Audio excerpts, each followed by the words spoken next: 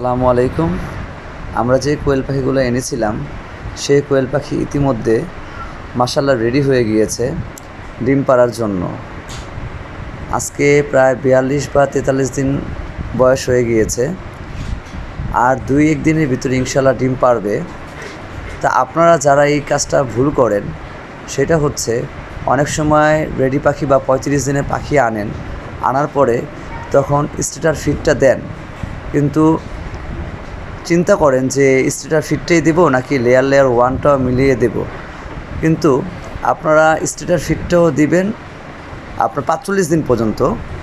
এরপরে যখন পর্যায়ক্রমে যখন দেখবেন যে দুই একটা ডিম দিচ্ছে, তখন আপনার ইনশাল্লাহ তখন লেয়ার 1টা শুধু চালু রাখবেন। ইনশাল্লাহ তখন দেখা গেছে আর এতে প্রবলেম হবে না। তো স্টেটার ফিডটা তখন অফ করে দিবেন, লেয়ার 1টা দিয়ে রাখবেন।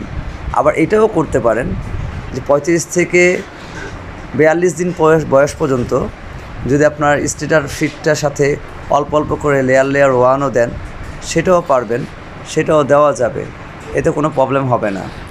কিন্তু বেটার হবে যখন ডিমটা পারবে তখন 60% বা 70% যখন ডিম প্রোডাকশনে এসে পড়বে, তখন আপনার ফুল কোর্সে লেয়ার 1 খাবারটা চালিয়ে যাবেন, সাথে সেলটাও চালিয়ে যাবেন। ইনশাল্লাহ আপনাদের পাখিগুলো পার ডে 95% থেকে 92% পর্যন্ত ইনশাল্লাহ ডিম পারবে, এতে কোনো মিস হবে না।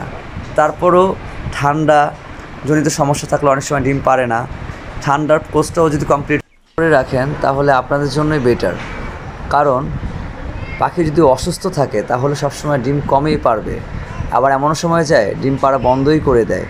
এর জন্য আপনারা সবসময় পাখিকে সুস্থ সবল রাখার চেষ্টা করবেন। পরিশেষে এটাই বলি, আপনারা ভালো থাকবেন, আমাদের জন্য দোয়া করবেন, আমরা যেন অনেক বড় হতে পারি, সফল খামারি হতে পারি। আল্লাহ হাফেজ।